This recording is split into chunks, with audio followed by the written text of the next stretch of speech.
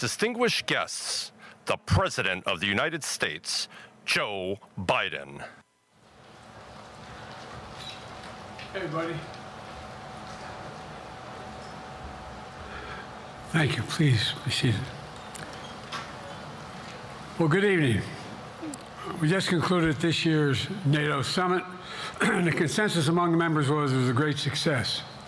It was especially momentous because it represented the 75th year of the most important military defense alliance in the world's history of the world. We should never forget that NATO grew out of the wreckage of World War II, the most destructive war in history. The idea was to create an alliance of free and democratic nations that would commit themselves to a compact of collective defense. Standing together, they knew we'd all be safer. An attack on one would be treated as an attack on all. And it's worked because a would-be aggressor knows if they attack one of us, they'll be attacked by all of us. Sending that message is the best way to deter aggression and prevent wars in the first place. For those who thought NATO's time had passed, they got a rude awakening when Putin invaded Ukraine. Some of the oldest and deepest fears in Europe roared back to life because once again, a murderous madman was on the march. But this time, no one cowered in appeasement, especially the United States. We collected intelligence that Russia was planning to invade Ukraine months before the invasion. I directed the intelligence community to be a significant amount of intelligence be declassified so I could start building an international coalition to oppose the invasion. Then in February, some of you remember, I warned the world that the invasion was imminent. I rallied a coalition of 50 nations from Europe to Asia to help Ukraine defend itself. Many foreign policy experts thought, as Putin amassed Russian forces just 100 miles north of Kyiv, the capital of Ukraine, but Putin thought it was the mother home of Russia. The capital would fall in less than a week. But the Ukrainian people, backed by a coalition to help build, stopped them. Today, Kyiv still stands, and NATO stands stronger than it has ever been. During the week of this summit, several heads of states made it a point in their statements to thank the United States and to thank me personally for all that NATO has achieved. NATO is not only stronger, NATO is bigger because we led the charge to bring in Finland and Sweden into the alliance, and it makes a gigantic difference. Excuse me. Meanwhile, my predecessor has made it clear he has no commitment to NATO. He's made it clear that he would feel no obligation to honor Article 5. He's already told Putin, and I quote, "Do whatever the hell you want." In fact, the day after Putin invaded Ukraine, here's what he said. It was genius. It was wonderful. Some of you forgot that, but that's exactly what he said. But I made it clear, a strong NATO is essential to American security. And I believe the obligation of Article 5 is sacred. And I would remind all Americans, Article 5 is invoked only once in NATO's long history, and that was to defend America after 9/11. I made it clear that I will not bow down to Putin. I will not walk away from Ukraine. I will keep NATO strong. That's exactly what we did, and exactly what we'll continue to do. Now, the future of American policy is up to the American people. This is much more than a political question. It's more than that. It's a national security issue. Don't reduce this to the usual testament that people talk about, issues of being a political campaign. It's far too important. It's about the world we live in for decades to come. Every American must ask herself or himself, is the world safer with NATO? Are you safer? Is your family safer? I believe the American people know. The answer to all those questions is yes. And I believe the American people understand that America is stronger because of our alliances. I believe the American consensus from Truman to Reagan to me still holds today. America cannot retreat from the world. We must lead the world. We're an indispensable nation, as Madeleine Albright wrote. Now let me turn to three other key issues. Just this morning, we had a great economic report showing inflation is down. Overall prices fell last month. Core inflation is the lowest it's been in 3 years. Prices are falling for cars, appliances, and airfares. Grocery prices have fallen since the start of the year. We're going to keep working to take down corporate greed to bring those prices down further. Meanwhile, Trump's calling for a 10% tariff on everything Americans buy, including food from overseas, vegetables, and other necessities. And economists tell us that that would cost the average American working family another $2,500 a year. It's a tax of $2,500 a year. Second, our efforts to secure the border, southern border, is working. After Trump killed the bipartisan effort to secure the border, Republicans and Democrats had worked on, because he thought it would benefit me and make him a loser, Republicans walked away. So I took executive action last month. As a consequence, working with Mexico, border encounters have gone down over 50%. The current level is lower today than when Trump left office. Third, for months, the United States has been working to secure a ceasefire in Gaza, to bring the hostages home, to create a path for peace and stability in the Middle East. 6 weeks ago, I laid out a detailed plan in writing. It was endorsed by the UN Security Council, the G7. That framework is now agreed on by both Israel and Hamas. So I sent my team to the region to hammer out the details. These are difficult, complex issues. There's still gaps to close, but we're making progress. The trend is positive, and I'm determined to get this deal done and bring an end to this war, which should end now. Let me conclude where I began. We're the United States of America. We are the indispensable nation. Our leadership matters. Our partnerships matter. This moment matters. We must rise to meet it. With that, I'll take your questions. I've been given a list of people to call on here. Reuters, Jeff Mason.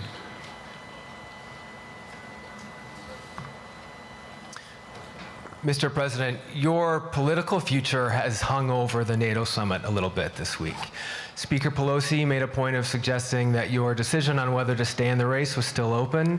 George Clooney and a handful of lawmakers have called on you to step aside. Reuters is reporting tonight that UAW leadership is concerned about your ability to win. UAW just endorsed me, but go ahead. Thank you. My question for you is, how are you incorporating these developments into your decision to stay? And separately, what concerns do you have about Vice President Harris's ability to beat Donald Trump if she were at the top of the ticket? Look, I wouldn't have picked Vice President Trump to be vice president, but I think she was not qualified to be president. So let's start there.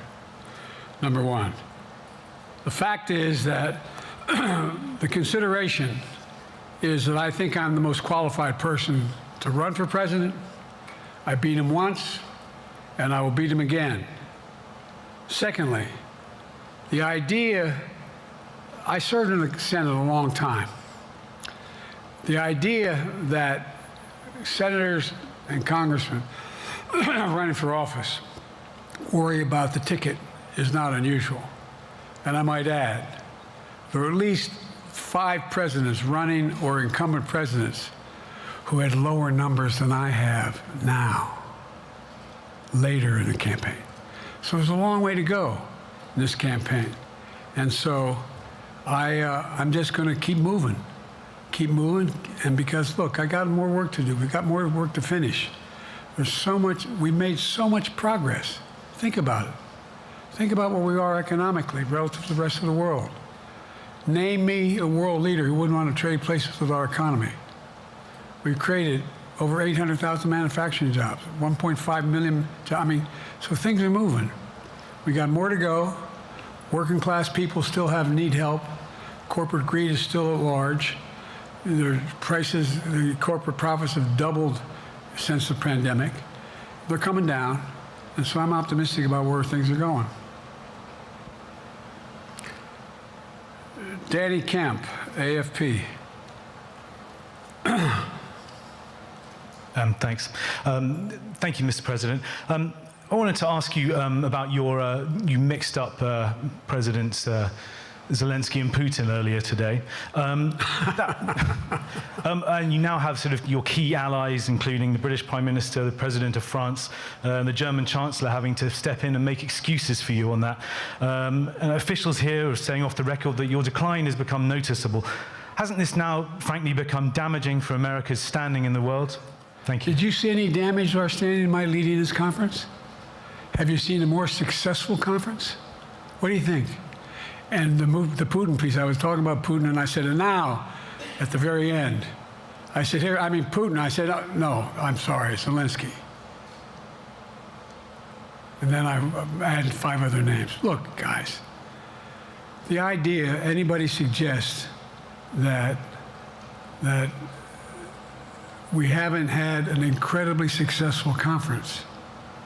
How many times did you hear in that conference, I don't know if it sounds too self-serving, but other leaders, heads of state, in thanking me, saying the reason we're together is because of Biden, because Biden did the following. Look, folks, this is,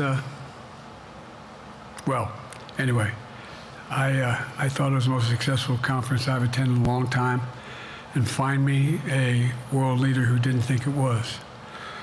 Next one, Nancy Cordes. CBS.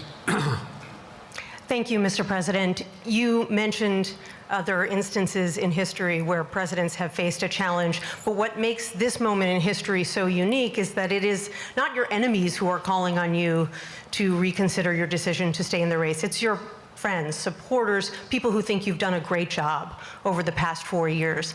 Have you spent time thinking about what it would mean for your legacy, which you've worked decades to build, if you stay in the race, despite the concerns that voters say they have, and you lose to someone who you yourself have argued is unfit to return to the Oval Office? Well, look,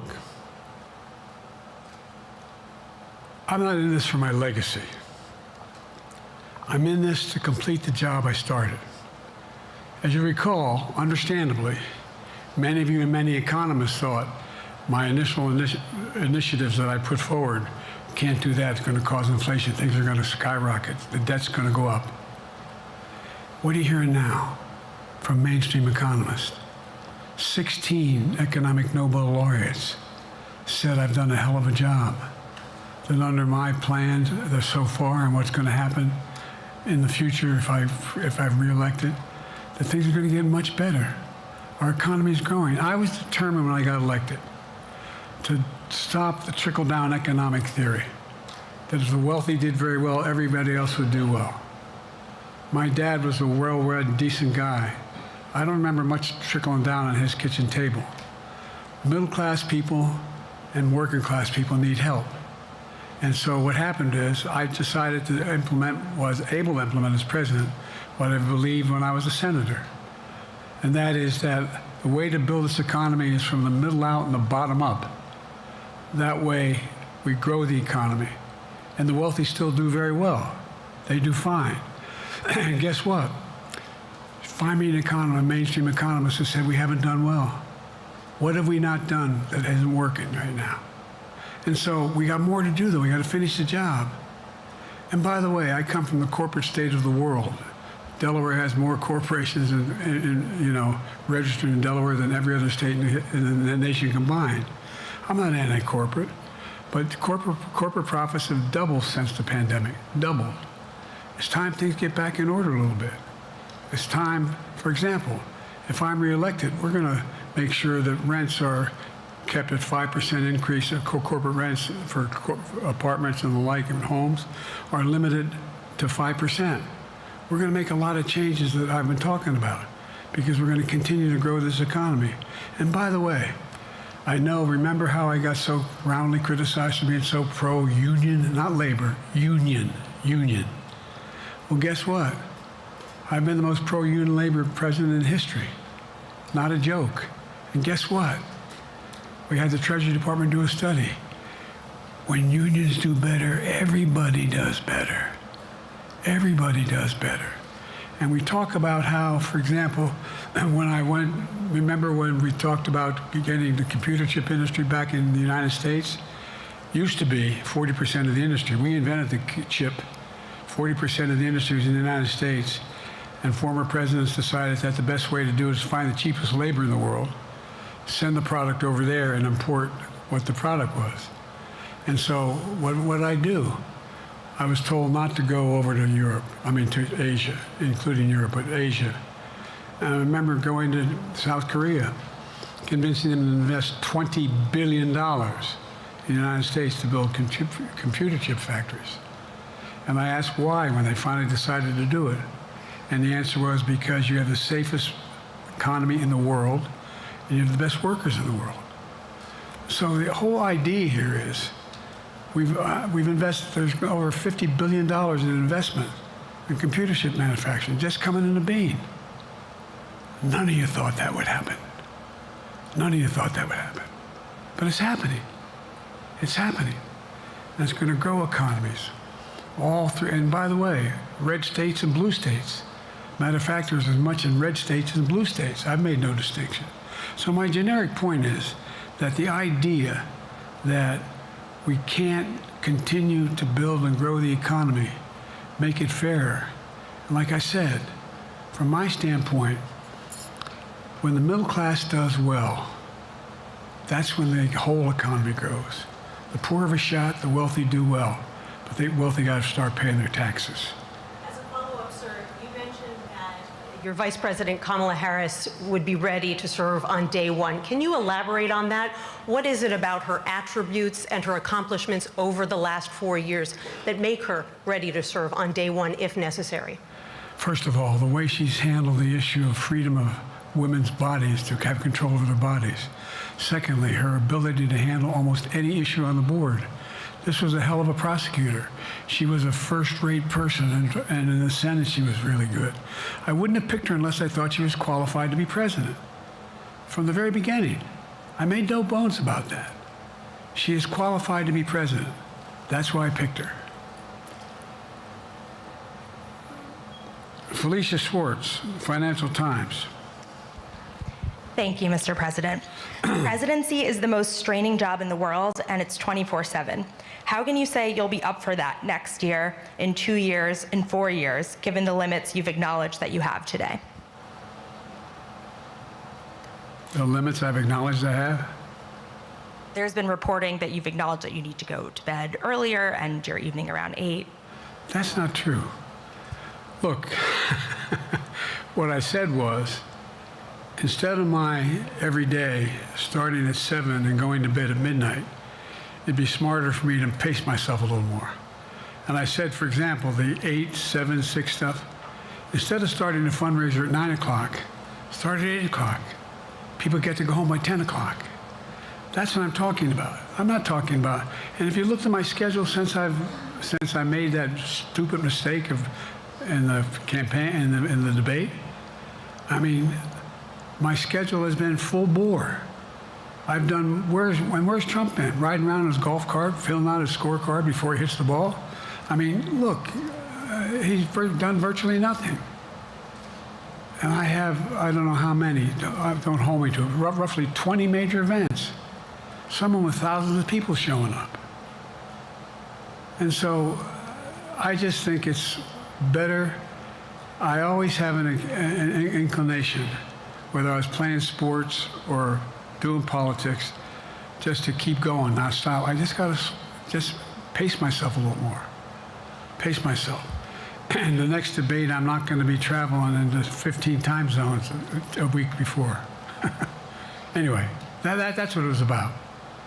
That's what it was about. And by the way, even with that, I love my staff. But they add things. add things all the time at the very end. I'm catching hell from my wife for that. Anyway. I'm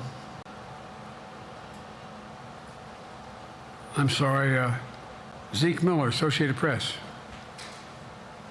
Thank you, Mr. President. Two questions for you. First, on the NATO summit, President Zelensky, in your meeting with him, he pressed you to lift your limitations on the Ukrainian use of American weapons, saying that, in his public remarks afterwards, saying that Ukraine cannot win the war unless those limitations are lifted. Are you reconsidering your position on that? And then secondly, following up on Felicia's question there, leaders of your own party have said that they're not worried about that debate. They're worried about the next bad night and the bad night after that. How can you reassure the American people that you are up to the task and that there won't be more bad nights at a debate stage or somewhere else? First thing about Zelensky asking for the ability to strike deep into Russia. We've allowed Zelensky to use American weapons in the near term, in the near or abroad, into Russia. Whether or not he should be attacked. For example, should Zelensky, he's not. If he had the capacity to strike Moscow, strike the Kremlin, would that make sense? It wouldn't. The question is, what's the best use of the weaponry he has, and the weaponry we're getting to him? I've gotten a more long-range capacity, as well as defensive capacity. And so our military is where I'm following the advice of my commander-in-chief, the chief of staff of the military, as well as the Secretary of Defense and our intelligence people. And we're making a day-to-day basis on what they should and shouldn't go, how far they should go in. That's a logical thing to do. Second question related to Bad nights, sir. How can you reassure the American people that you won't have more bad nights, whether they be on a debate stage or it's a matter of foreign policy? Well, I tell you what, the best way to assure them is the way I assure myself. And that is, am I getting the job done? Am I getting the job done? Can you name me somebody who's gotten more major piece of legislation passed in 3.5 years? I created 2,000 jobs just last week. So if I slow down, I can't get the job done. That's a sign that I shouldn't be doing it. But there's no indication of that yet. None. What do we got here?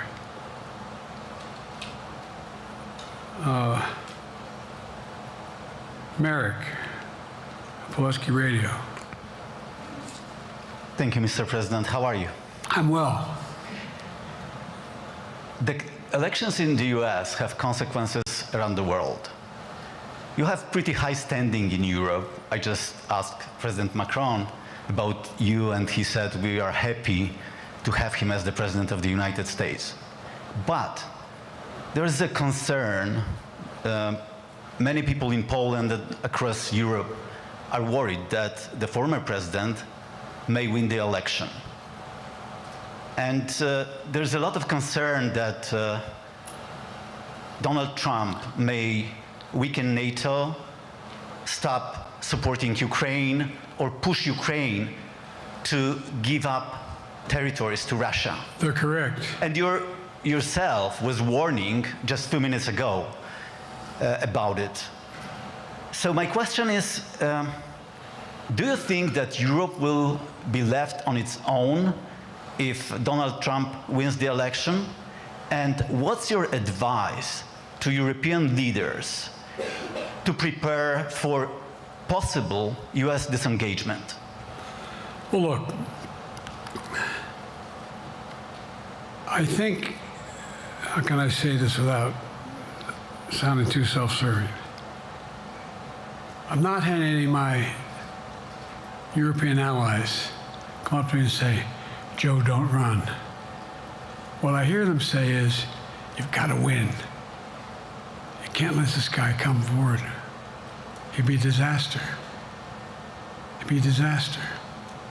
I mean, I think he said in one of his rallies, don't hold me to this, recently, where NATO, I just learned about NATO, or something to that effect. foreign policy has never been his strong point. And he seems to have an affinity to people who are authoritarian. That worries, as I tell you from Poland, that worries Europe. That worries Poland. And nobody, including the people of Poland, think that if he wins in Ukraine, he's going to stop in Ukraine, that that's going to be the end of it. And so what I can say is, I think I'm the best qualified person to do the job, to make sure that Ukraine does not fall, that Ukraine succeeds, that the European alliance stays strong. You may recall, no one was talking about Finland joining NATO. I remember talking to Putin right after we got elected in Geneva, and he was talking about what we should do. We couldn't be in Eastern Europe, etc. And I said, you're looking for the Finlandization of Ukraine. I said, you're going to get the NATOization of Finland. And about 4 weeks later, I got a call. No, that's not true. Probably 5 months later, from the president of Finland, could he come and see me? In my office, and I invited him to the Oval Office. We sat down and talked. He said he wanted to join NATO. Could I help?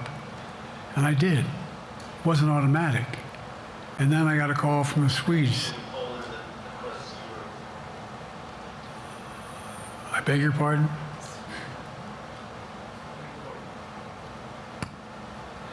And so Finland joined NATO. 800-mile border is a significant, and they were already allies, but they weren't part of NATO. And you heard, I think you heard, maybe I can't recall whether he said it publicly or in our closed meeting, but he wouldn't mind it being repeated. He said, we decided in Finland, the people of Finland decided they had to be part of NATO. It was in our interest because of the joint ability to be together, to dissuade any attack on Finland. And the same thing with Sweden. It took a lot of selling to some folks, particularly in Turkey and other places, to agree to the expansion. But it expanded. And we're a hell of a lot stronger because of it. We're more secure because of it. And by the way, I was able to get 50 other nations, 50, to support Ukraine. 50. And we were able to bring about a coalition of Europe and Asia, Japan and South Korea.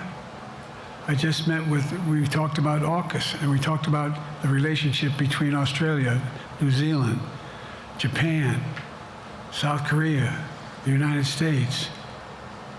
We're making the world safer and stronger because we have to deal with the new arrangement that exists in the world. The Cold War is over. The post-war era is over. What is going to replace it? And I respectfully suggest I have a pretty good idea what that should be. I've convinced a lot of people to follow it, and we're just going to get stronger.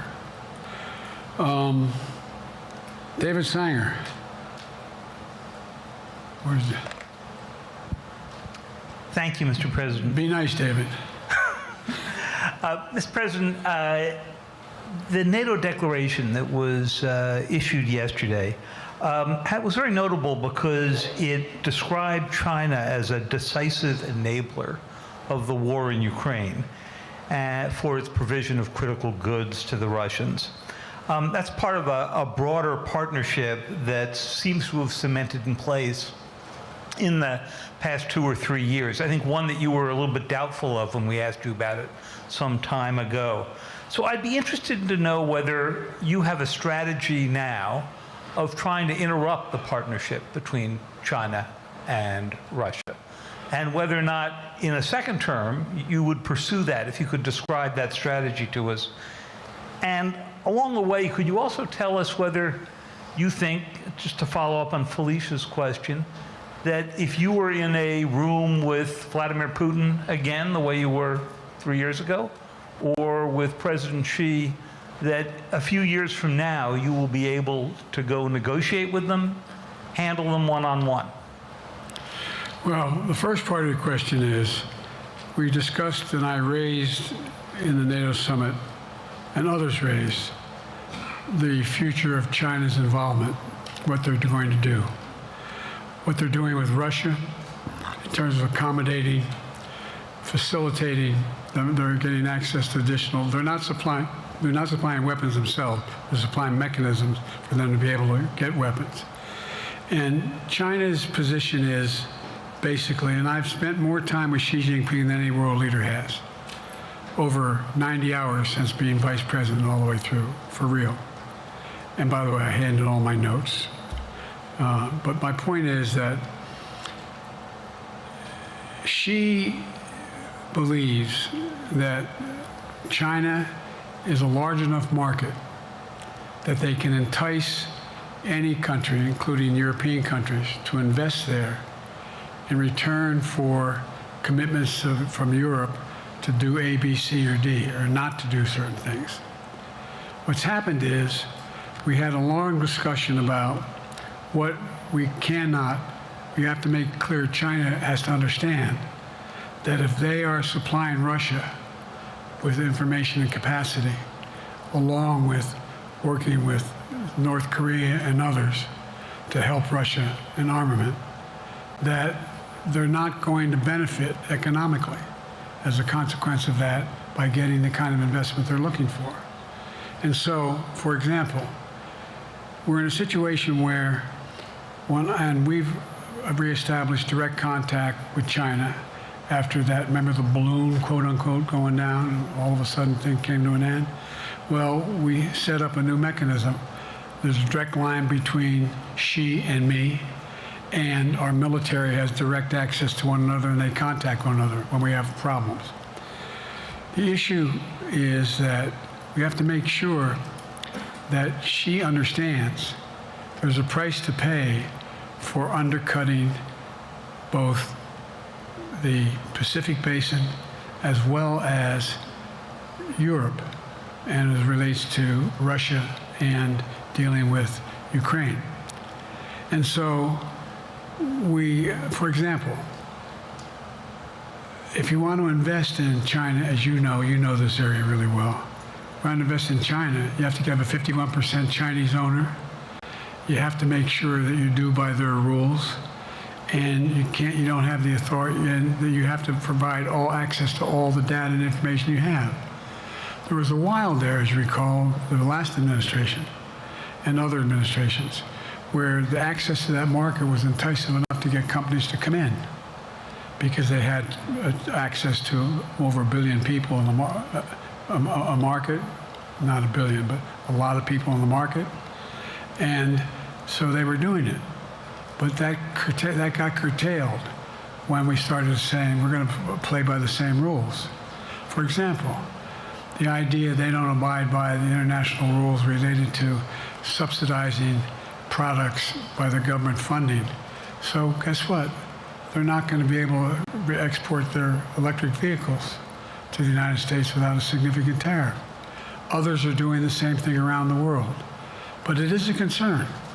It is a concern that you have both China, North Korea, Russia, Iran, countries that are not necessarily coordinated in the past, looking to figure out how they can have impact. Do you have a strategy to interrupt that impact? Yes, I do, but I'm not prepared to talk about the detail of it in public. And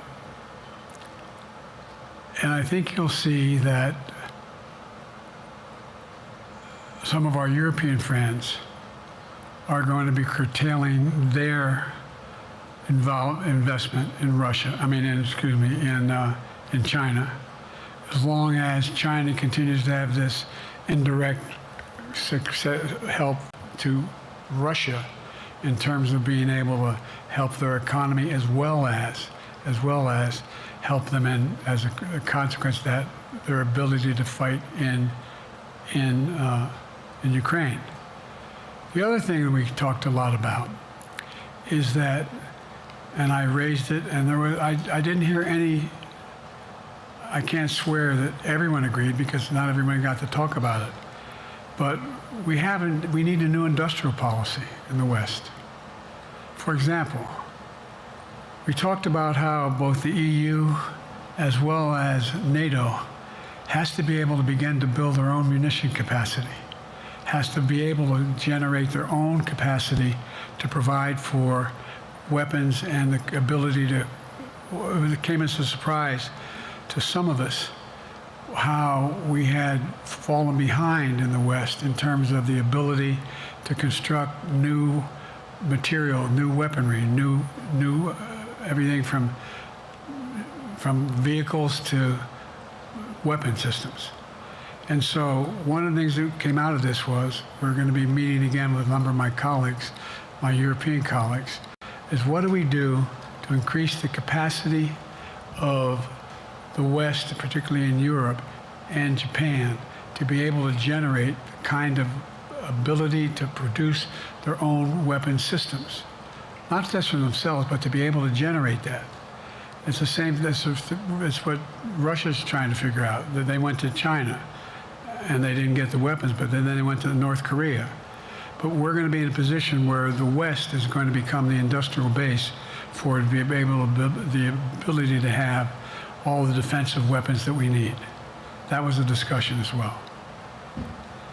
President, I'm not sure you answered on whether you would be ready to go deal with Putin and Xi 2 or 3 years from now. I'm ready to deal with them now and 3 years from now. Look,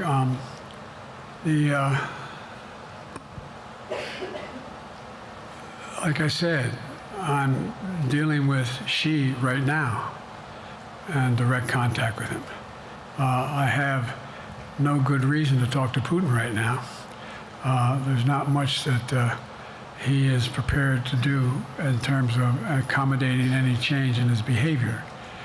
And, but there isn't any world leader I'm not prepared to deal with. But I understand the generic point is Putin ready to talk? I'm not ready to talk to Putin unless Putin's ready to change his behavior. And the idea, look, Putin's got a problem. First of all, in this war that he is supposedly have won, and by the way, I think, don't hold me to the exact number, but I think that Russia had 17.3% of Ukraine that they've conquered. Now it's 17.4. I mean, in terms of percentage of territory. They've not been very successful. They've caused horrible damage, loss of life, but they've also lost over 350,000 troops, military, killed or wounded. They have over 1 million people, particularly young people with technical capability, leaving Russia because they see no future there. They've got a problem. But what they do have control of is they are very good at controlling and running the public outcry that relates to how they use mechanisms to communicate with people. They lie like hell through the constituencies. They lie like hell about what's going on. And so the idea that we're going to be able to fundamentally change Russia in the near term is not likely. But one thing for certain, if we allow Russia to succeed in Ukraine, they're not stopping in Ukraine. I recommend, I know you know this because you've written about it, read Putin's speech after they moved in, what it was all about in Kyiv. It wasn't about just, anyway, read what his objective is. And anyway, but so I think that I'm prepared to talk to any leader who wants to talk, including if Putin called me and wanted to talk. Last time I talked to Putin was trying to get him to work on an arms control agreement related to nuclear weapons in space. That didn't go very far. So my point is, I'm prepared to talk to anybody, but I don't see any inclination. There is an inclination on the part of the Chinese to keep in contact with me because they're not sure where this all goes. And look what's happened in Asia. We have strengthened the Asian Pacific area more than anyone else has. We just put together with, today I brought on, I asked our NATO allies that we bring on the group from the South Pacific, Australia, New Zealand, Japan, Australia. I already mentioned Australia. And I met twice now, I think, with the 14 leaders of the Pacific Island nations. And we've slowed down what's going on there. We've slowed down China's reach. But there's a lot of work to do. This is a moving target, and I don't take it lightly. Assam from NPR. Thank you, Mr. President. Asma Khalid with NPR. I have two questions. Earlier, you spoke about the ceasefire plan between Israel and Hamas. We're now looking at 10 months of war, and I'm curious if there's anything that you feel personally you wish you would have done differently over the course of the war. And then secondly, if I may, I wanted to ask you about your presidential campaign. I remember covering your campaign in 2020, and there was a moment where you referred to yourself as a, quote, bridge candidacy, a transition to a younger generation of leaders. I want to understand what changed. Two things. Let's go back to when you talked about would I have changed anything that's happening with Israel and the Palestinians and the Palestinian movement. The answer is, as you recall, from the very beginning, I went to Israel, but I also got immediate contact with al-Sisi in Egypt. I met with the King of Jordan. I met with most of the Arab leaders to try to get a consensus going as to what had to be done to deal with getting more aid and food and medicine into the Gaza Strip.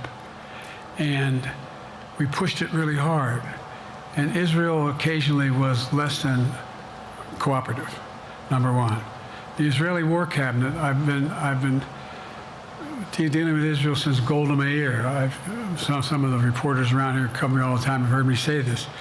The first time I met with Golda Meir, I sat across from her at her desk, and her assistant was Rabin sitting next to me. That's how far back I go. I know Israel well, and I support Israel. But this war cabinet is one of the most conservative war cabinets in the history of Israel. And there's no ultimate answer other than a two-state solution here. And so what was able to be done in terms of the plan I put together was it would be a process for a two-state solution. And we get the Arab nations to, particularly from Egypt to all the way to Saudi Arabia, to be in a position where they would cooperate in the transition so that they could keep the peace in Gaza without Israeli forces staying in Gaza. The question has been from the beginning, what's the day after in Gaza? And the day after in Gaza has to be, the end of the day after has to be no occupation by Israel on the Gaza Strip, as well as the ability for us to get in and out as rapidly as you can, all that's needed there. I've been disappointed that some of the things that I've put forward have not succeeded as well, like the port we attached from Cyprus. I was hopeful that would be more successful.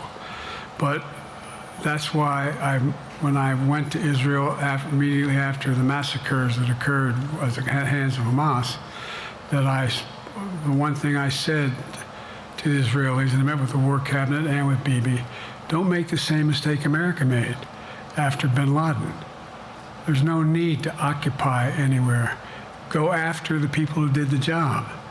You may recall, I still get criticized for it, but I was totally opposed to the occupation and trying to unite Afghanistan. Once we got bin Laden, we should have moved on, because it was not no one's ever going to unite that country. I've been over every inch of that, not every inch, the entirety from the poppy fields all the way to the north. I said, don't make the same mistake we made. Don't think that's what you should be doing, is doubling down. We'll help you find the bad guys, Sinwar and company. And all this criticism about I wouldn't provide when the weapons they needed. I'm not providing them 2,000-pound bombs. They cannot be used in Gaza or any populated area without causing great human tragedy and damage. But remember what happened when you had the attack on Israel with rockets and ballistic missiles. I was able to unite the Arab nations as well as Europe, and nothing happened. Nothing got hurt. It sent an incredible lesson to what was going on from the Middle East. So there's a lot of things, in retrospect, I wish I had been able to convince the Israelis to do. But the bottom line is we have a chance now. It's time to end this war.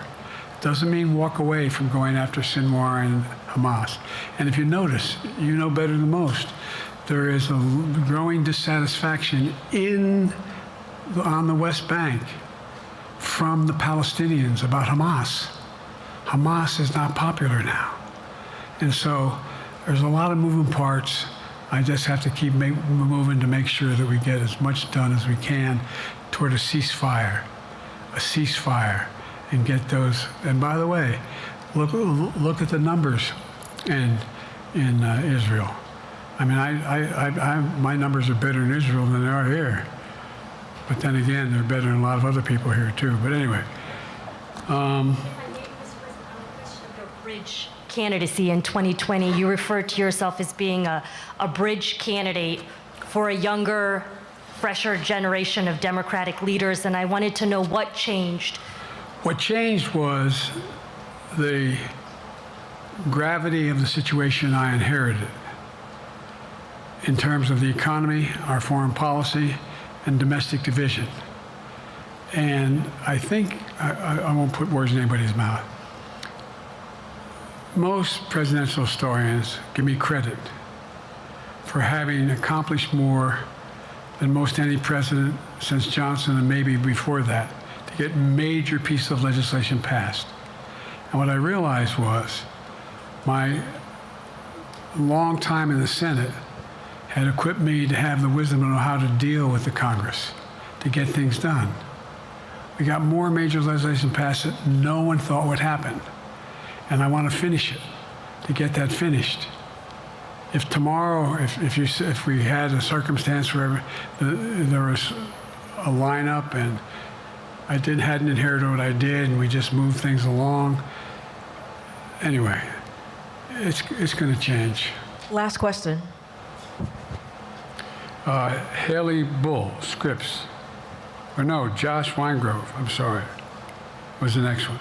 I'll do 2 more questions. Thank you, Mr. President. Many of your colleagues, Democrats on the Hill, are watching tonight as they assess what they want to say about your candidacy. I'm wondering how you're thinking of this right now. It seems like your answer is clear, but they're watching how things go tonight, tomorrow in Michigan, next week in Texas and Nevada. Are you thinking that way about how the next week or 2 goes would inform your... Am I using that way, you said? Are you thinking that way about how the next 2 weeks go? Will that affect your decision, or are you fully determined on running in November as the party's nominee? I'm determined on running, but I think it's important that I allay fears by let them see me out there. Let me see them out, for the longest time it was, Biden's not prepared to sit with us unscripted. Biden's not prepared to, anyway. And so what I'm doing is, and I've been doing, I think we've done over 20 major events, from Wisconsin to North Carolina to demonstrate that I'm going out in the areas where we think we can win, where we can persuade people to move our way, or people are already there. And here, look, the other thing is, we have the most extensive campaign organization of anybody's had in a long, long time.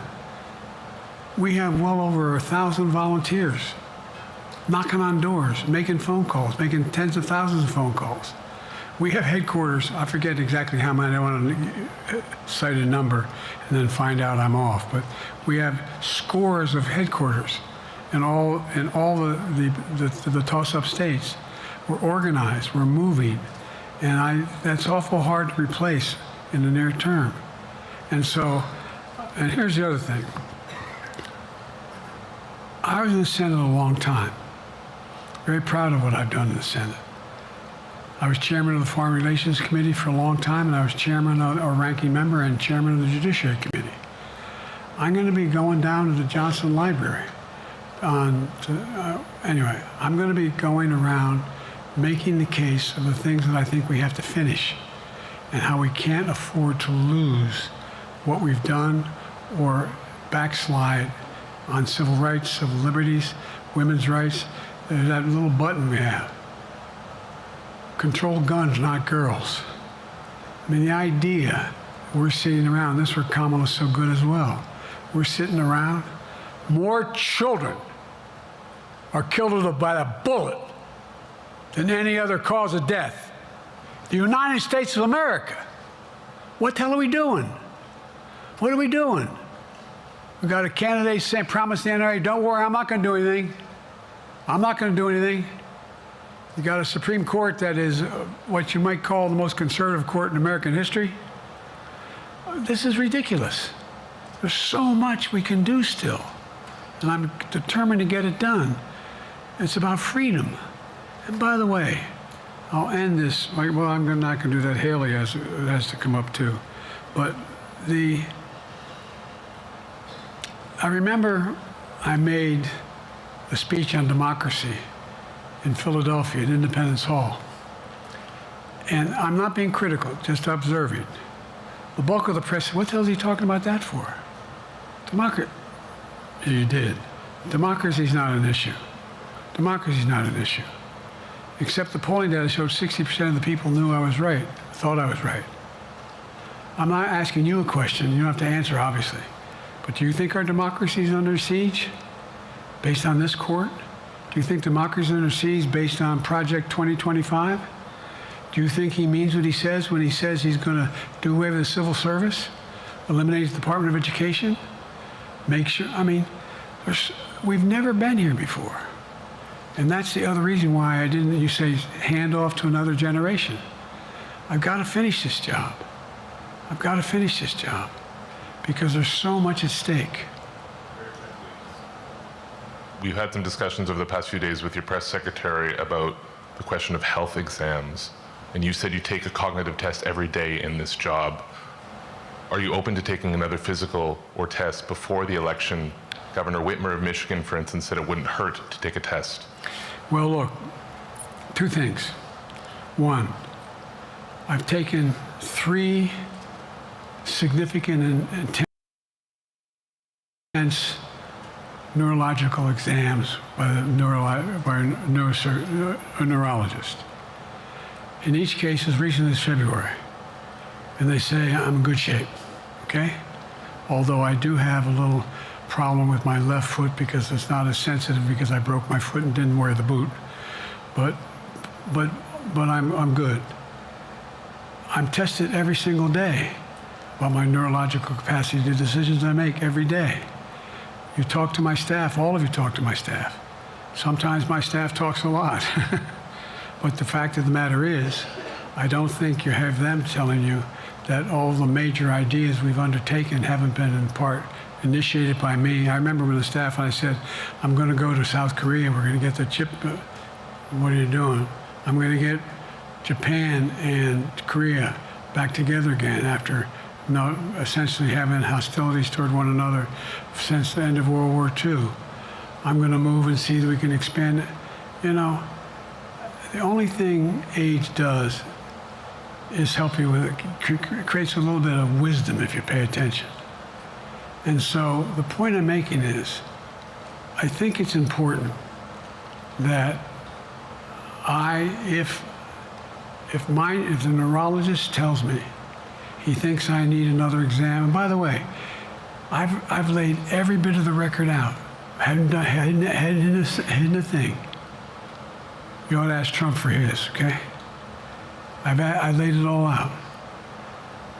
And every single day I'm surrounded by good docs. If they think there's a problem, I promise you, or even if they don't think it's a problem, they think I should have a neurological exam again, I'll do it. But no one's suggesting that to me now. And I'll ask you another question. No matter what I did, no one's going to be satisfied. Did you have 7 docs? Did you have 2? Who'd you have? Did you do this? How many times did you?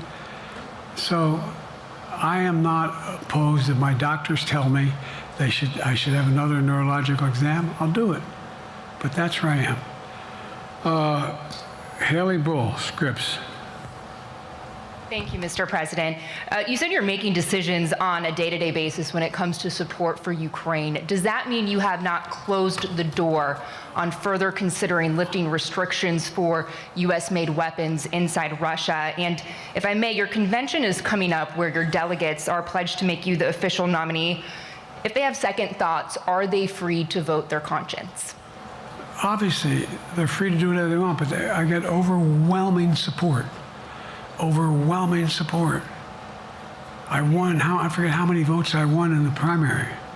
Overwhelming. And so tomorrow, if all of a sudden I show up at the convention, everybody says, we want somebody else, that's the democratic process. It's not going to happen. Even if that means they vote for someone else? Sure. Look, I'll end this with this. I served in the Senate a long time. I understand the impetus of candidates running for local office and whether they think the top if they can help them or not. In my state of Delaware, which was a very, at least a purple, it was a red state when I started, in terms of we now talk red and blue. I don't recall most of the Democratic presidents winning my state when I was a candidate. The truth of the matter is I understand the self-interest of every candidate. If they think that, running with Biden at the top is going to hurt them, then they're going to run away. I get it. But so far, go and look at the polling data in their states. Look at the in-depth, and by the way, I think you'd all acknowledge, and you're all experts, I'm not being solicitous about the president, you're experts on this stuff. How accurate does anybody think the polls are these days? I can give you a series of polls where you have likely voters, me versus Trump, where I win all the time. When the unlikely voters vote, he wins sometimes. The bottom line is all the polling data right now, which I think is premature because the campaign really hasn't even started. I mean, it hadn't started in earnest yet. Most of the time, it doesn't start till after September, after Labor Day. So a lot can happen. But I think I'm the best I believe I'm the best qualified to govern. And I think I'm the best qualified to win. But there are other people who could beat Trump too. But it's awful start from scratch. And, we talk about, money raised. We're not doing bad. We got about $220 million in the bank. We're doing well. So with that, you have want to follow up on any of that you just asked me? Yes. You earlier explained confidence in your vice president. Yes. If your team came back and showed you data that she would fare better against former President Donald Trump, would you reconsider your decision to stay in the race?